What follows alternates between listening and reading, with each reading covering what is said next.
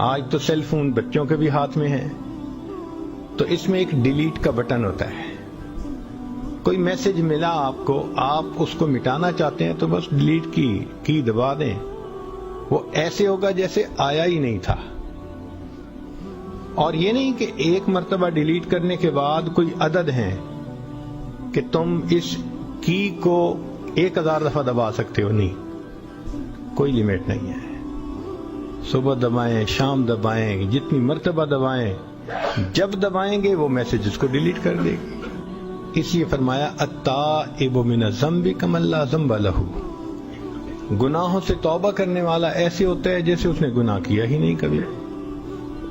آج کے زمانے میں اس بات کو سمجھنا آسان ہے کہ ہم نے دیکھا کمپیوٹر کے اندر ایک اریز کمانڈ ہوتی ہے. آپ کوئی فائل بنائیں، اس پہ کام کریں، اس کو کلوز کر دیں، پھر آپ اس کو مٹانا چاہتے ہیں تو اریز کمانڈ دیں، وہ ایسے ہوگی جیسے کبھی تھی ہی نہیں. اور آگے دیکھیے، آج تو سیل فون بچوں کے بھی ہاتھ میں ہے، تو اس میں ایک ڈیلیٹ کا بٹن ہوتا ہے. کوئی میسج ملا آپ کو، آپ اس کو مٹانا چاہتے ہیں تو بس ڈیلیٹ کی دبا دیں، وہ ایسے ہوگا جیسے آیا ہی نہیں تھا. اور یہ نہیں کہ ایک مرتبہ ڈیلیٹ کرنے کے بعد کوئی عدد ہے کہ تم اس کی کو 1000 دفعہ دبا سکتے ہو. نہیں، کوئی لیمٹ نہیں ہے.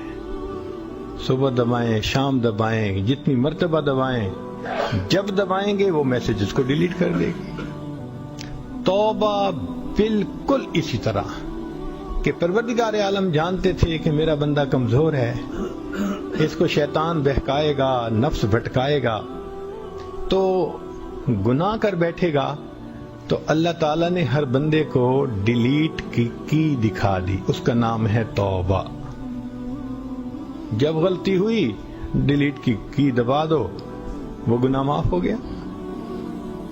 تو جب پروردگار عالم توبہ قبول کرتے نہیں تھکتے تو ہم توبہ کرتے کیوں تھک جاتے ہیں؟ بھائی، شیطان کی ایک چال ہے، وہ ذہن میں یہ ڈالتا ہے یار گناہ تو مجھ سے چھوٹتا نہیں، توبہ کا کیا فائدہ. نہیں، توبہ کا پھر بھی فائدہ ہے کہ اس وقت جو گناہ ہوں گے وہ تو معاف ہوں گے نا، تو فائل کلیئر ہو گئی نا. پھر گناہ ہوا پھر توبہ کر دیں، پھر گناہ ہوا پھر توبہ کر دیں، اس کو کلین کرتے رہیں. یہ تو نہیں کہ انسان سوچے کہ جی مجھے پسینہ آیا ہوا ہے تو دوسرا کہے گا کہ بھئی تم غسل کر لو. کہتے ہیں جی میں نے غسل کر لیا پھر پسینہ آئے گا. وہ کہے گا کم وقت، ابھی تو غسل کرنا، بعد میں پسینہ آیا تو پھر غسل کر لینا. تو یہی معاملہ گناہ کا ہے کہ اگر انسان سے گناہ سرزد ہو گیا تو فوراً توبہ کرے، پھر گناہ ہو گیا پھر توبہ کرے. شیطان اگر بہکانے سے باز نہیں آتا، ہم اللہ تعالیٰ کے در پر توبہ کرنے سے باز کیوں آئیں؟ چنانچہ علماء نے ایک عجیب واقعہ لکھا ہے. قیامت کا دن ہوگا، اللہ تعالیٰ ایک بندے کو کھڑا فرمائیں گے اور پھر فرشتوں کو فرمائیں گے اس کا نام اعمال دیکھو.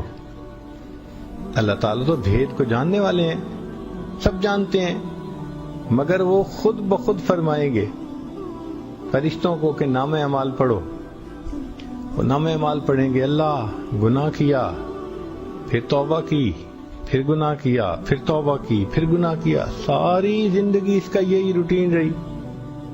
اللہ تعالیٰ فرمائیں گے اچھا اس کا معنی یہ ہوا کہ میرا یہ بندہ شیطان کے دھوکے میں آ کے گر پڑتا تھا، مگر گر کے پڑا نہیں رہتا تھا، یہ پھر اٹھ کے کھڑا ہو جاتا تھا کہ میں نے اللہ کی فرما برداری کرنی ہے.